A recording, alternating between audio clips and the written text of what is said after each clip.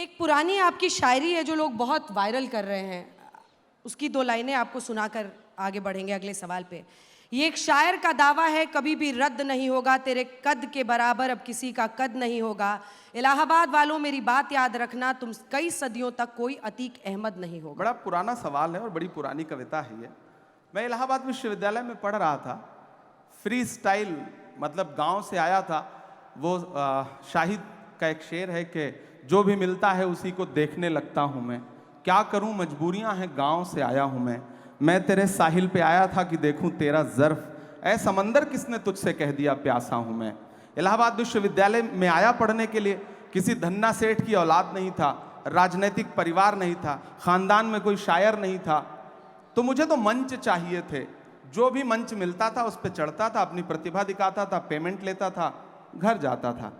एक वक्त आने के बाद आपको समझ में आता है कि आपकी वैचारिकी क्या है, आपकी विचारधारा क्या है, आपको किन मुद्दों पे लड़ना है। अच्छा, कवि सम्मेलन और मंचों के एक उसूल हैं, आप मंच समझती हैं। यहाँ आने पे आपने 2-4 जुमले बोले, उसके बाद लोग कनेक्ट हुए ना, वरना लोग तो संगीत के असर में थे।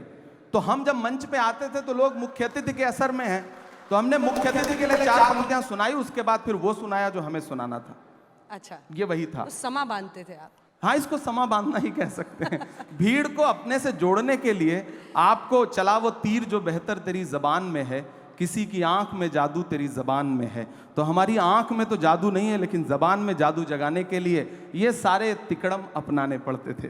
क्या बात है, आपने खुद ही कह दिया तिकड़म अपनाने पड़ते थे।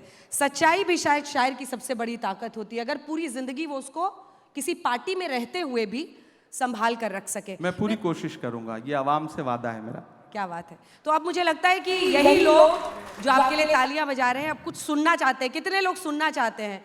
एकदम इमरान प्रतापगढ़ी अनसेंसर्ड। और भूल जाइए कि नेता हैं, भूल जाइए कि किस दरबार पे जाकर, मतलब किस पार्टी के साथ जाकर आपको काम करना पड़ता है। देखिए 1956 में, हाँ 1956 में संयुक्त राज्य अमेरिका के उस समय राष्ट्रपति नहीं बने थे यूएस के जॉन एफ कैनेडी। वो हार्वर्ड यूनिवर्सिटी में एक छात्रों से बातचीत कर रहे थे, तो उन्होंने एक बहुत अच्छी बात कही थी। उन्होंने कहा था कि अगर हर राजनेता को शायरी और कविता आने लगे, पोएट्री आने लगे, और हर राजनेता पोएट्री और शायरी करने लगे, तो ये दुनिया जिंदगी जीने के लिए और खूबसूरत हो सकती है। कितनों को सिखाया ये बताइए। अब असल बात ये है, राहुल जी को भी सिखा रहे हैं, नहीं सिखा रहे हैं? सबसे पहले तो मैं देश की पार्लियामेंट में पहुंचा हूं और पिछले 2 साल की पार्लियामेंट की तमाम जो स्पीचेस हैं उठा के देखिए, आपको लगेगा कि सारे लोग शायरी सुना रहे हैं। खरगे साहब शायरी सुना रहे हैं, धनखड़ साहब शायरी सुना रहे हैं। एक दिन तो धनखड़ साहब ने, यानी चेयरमैन साहब ने राज्यसभा के, फाइनेंस मिनिस्टर से कहा कि क्या इमरान प्रतापगढ़ी की शायरी पे टैक्स लग सकता है क्या? वो आप वो वीडियो उठा करके देखिएगा। तो आप कोई भी शेर सुनाता जिसको मैंने शेर ना भी लिख के दिया हो, तो चेयरमैन साहब को लगता है कि मैंने ही लिख के दिया होगा।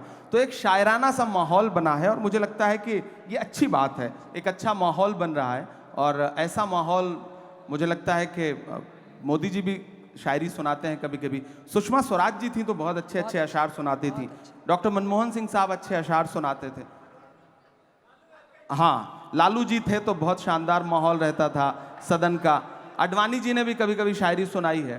तो मुझे लग रहा है कि आने वाले दिनों में और कुछ लोग सुनाने लगेंगे। मैं तो कोशिश करूंगा कि राहुल जी भी सुनाने। अब अडवाणी जी का क्रेडिट मत लेने लगिएगा। हम किसी की क्रेडिट नहीं ले रहे हैं, उसकी क्रेडिट हम आपको दे रहे हैं।